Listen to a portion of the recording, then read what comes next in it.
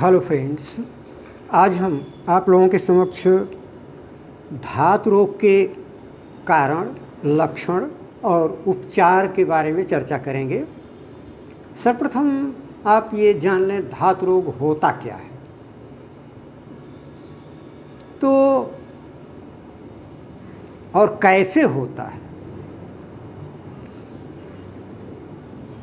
तो पहले ये जान लें कि ये क्या होता है, धातु रोग होता क्या है। तो धातु रोग देखिए एक ऐसी बीमारी है जिसे कि लोग व्यक्त भी नहीं करना चाहते, लेकिन ये चाहिए नहीं है ऐसा। बीमारी को कभी छिपाना नहीं चाहिए। कोई भी बीमारी हो, चाहे छोटी हो या बड़ी हो, कभी भी बीमारी को नहीं छिपाना चाहिए। देखिए धातु रोग जो है वो पुरुषों को भी होता है और स्त्रियों को भी होता है, दोनों में होता है धातु रोग। हाँ, थोड़ा स्वरूप अलग होता है, बस इतना ही अंतर होता है। पुरुषों में धातु रोग का जो लक्षण होता है वो कुछ अलग होता है। जैसे पेशाब करते समय, पेशाब करने के पहले और कभी कभी पेशाब करने के बाद भी, और प्रायः ऐसा हो जाता है। तो जब पेशाब करने के पहले या बाद में लसलसा चिकना पदार्थ कुछ भी आपको दिखे तो आप तत्काल जान जाइए कि हमें धातु रोग की समस्या हो चुकी है, बीमारी हो चुकी है। तो तत्काल आप इससे सावधान हो जाइए, बिल्कुल मत इसकी उपेक्षा कीजिए, तुरंत आप सावधान हो जाइए। कारण कि ये बहुत खतरनाक बीमारी कोई भी हो, ऐसे हर बीमारी खतरनाक होती है, लेकिन हमारा ये सुझाव है कि आप हर बीमारी से सतर्क रहिए, किसी भी बीमारी को आप छोटा ना समझिए। तो इसका प्रथम लक्षण जो हम देखते हैं वो ये है कि आपको पेशाब करने के पहले, जब आप पेशाब करने में जाते हैं तो उसके शुरुआत में ही, पहले ही लसलसा चिकना पदार्थ निकलेगा और बाद में भी थोड़ी मात्रा में बाद में भी निकलता है। बाद में कम चांसेज रहते हैं, पहले तो निकलता ही है। तो ये प्रथम लक्षण जो दृष्टिगत होता है, देखा जाता है, वो ये प्रथम लक्षण होता है और प्रथम पहचान यही है इसकी। और हम ये देखते हैं कि ये जब अपनी असाध्य स्थिति में हो जाता है तो इसके बहुत भयानक लक्षण दिखते हैं।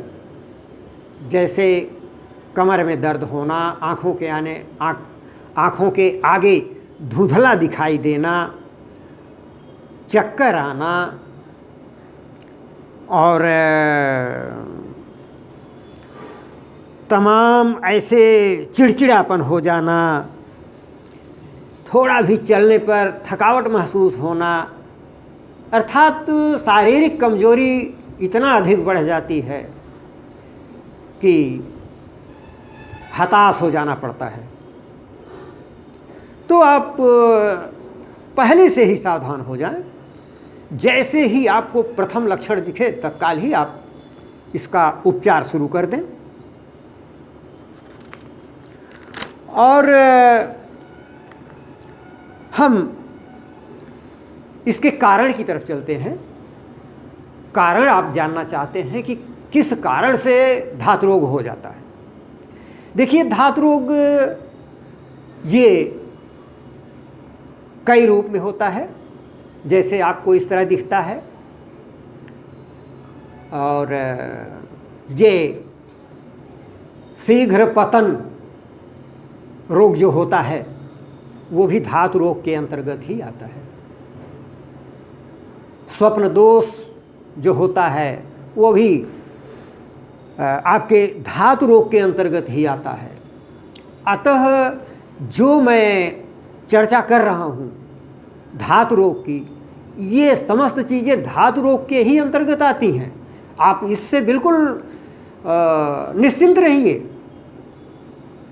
बिल्कुल पूर्णतः निश्चिंत रहिए कि कोई अलग बीमारी तो नहीं है। नहीं, कोई अलग बीमारी नहीं है, सभी धातु रोग के अंतर्गत ही आते हैं। जो भी उपचार आपको बताए जाएंगे वो इन समस्त रोगों पर प्रभावकारी होंगे, प्रभावी होंगे। तो कारण की तरफ अगर हम चलते हैं तो देखते हैं कि प्रथम कारण जो हमें मिलता है वो समुचित आहार का न सेवन करना। अब इसके बारे में आप क्या कहेंगे? समुचित आहार का सेवन न हो पाना, हाँ, समुचित आहार का सेवन न हो पाना वो ऐसी चीज़ है कि जैसे आप तली भुनी हुई चीज़ें ज़्यादा खा रहे हैं, चिकनाई पदार्थ ज़्यादा खा रहे हैं, तो आप स्वभावतः आपके शरीर में गैस बनना शुरू हो जाएगा। और इसका सबसे प्रमुख कारण गैस होता है। ये भी आप अच्छी तरह जान लीजिए। अगर आपको इसका प्रादुर्भाव हो गया है, आपको लक्षण इसका मिल गया है, तो आप तत्काल सावधान हो जाइए और हल्का सुपाच्य भोजन कीजिए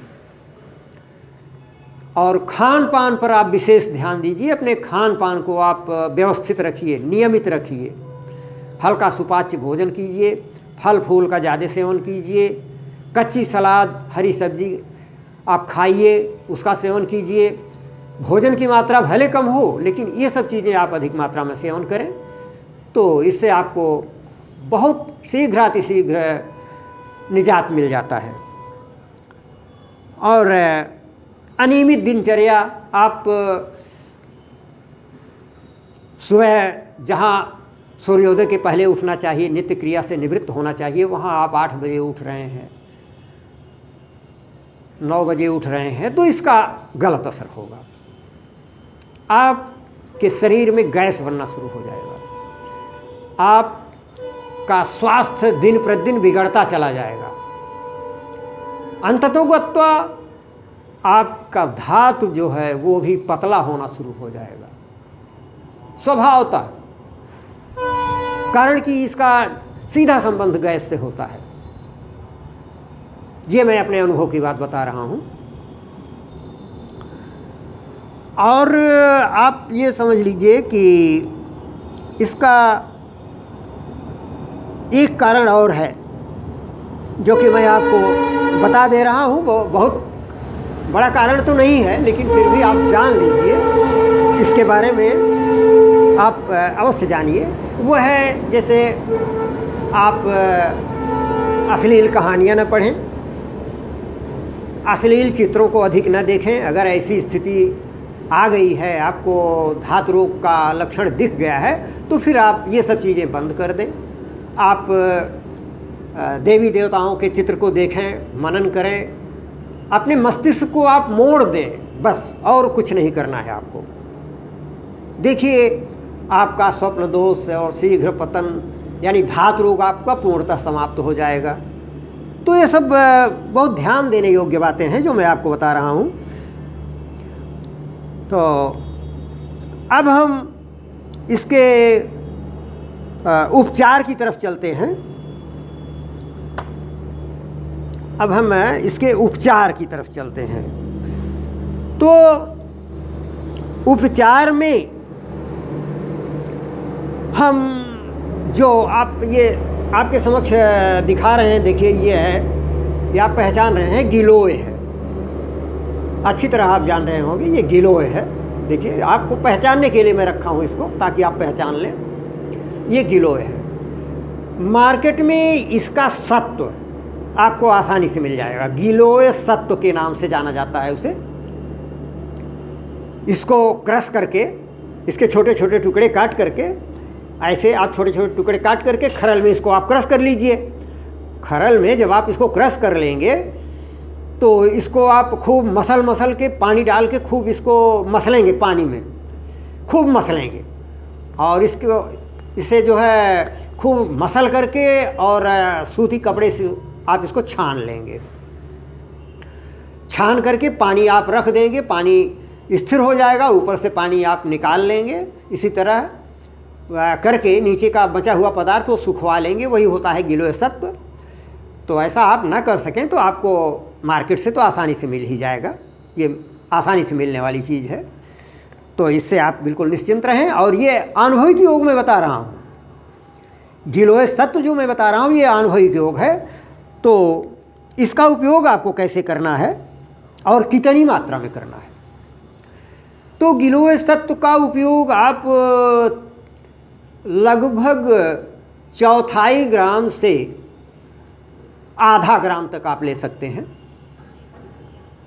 आधा ग्राम तक आप ले सकते हैं, 1/4 ग्राम से, जैसी अवस्था हो, अवस्था के अनुसार, अवस्था और बल के अनुसार। मात्रा तो हम पहले ही बता चुके हैं कि मात्रा जो है वो अवस्था और बल के अनुसार निर्धारित कर लेना चाहिए, उसमें कम और अधिक कर लेना चाहिए। तो ये मैं आपको सामान्य मात्रा बता रहा हूँ, इसलिए 2 मात्रा बता दिया कि 1/4 ग्राम से आधा ग्राम तक आप ले सकते हैं। और वो भी आप शहद के साथ, जैसे आप आधा ग्राम गिलोय सत्व ले लिए तो उसमें आप 1 चम्मच शहद मिला करके सुबह खाली पेट, सुबह दत्वन कीजिए और खाली पेट इसको शहद के साथ 1 चम्मच शहद मिला के इसको आप चाटिए और 1 घंटे तक आप मुख में कुछ मत डालिए। इसके बाद हल्का और सुपाच्य भोजन कीजिए। देखिए इसका कितना चमत्कारी प्रभाव होता है। ये मैं अपने अनुभव की चीज़ बता रहा हूँ, इसको आप करके अवश्य देखें और इसका लाभ उठाएं। और हम ये चाहते हैं कि हम ऐसा आपको आयुर्वेद की योग बताएं, दें, जिसका कि आपको तत्काल लाभ मिले। इसलिए मैं अनुभविक योग ही आपको अधिकांश मात्रा में बताता हूँ और ये बहुत कई बार अनुभव किया हुआ योग है जो मैं बता रहा हूँ। अतः आप इसका लाभ अवश्य उठाएं और अपने सहयोगियों को भी इसका ये हमारे वीडियो को शेयर करें। और अगर आप पहली बार देख रहे हैं तो इसे सब्सक्राइब भी अवश्य करें। अगर आप इसे सब्सक्राइब कर लेते हैं तो फिर हमारा हर वीडियो आपको बराबर मिलता रहेगा। बस आज यहीं तक, धन्यवाद।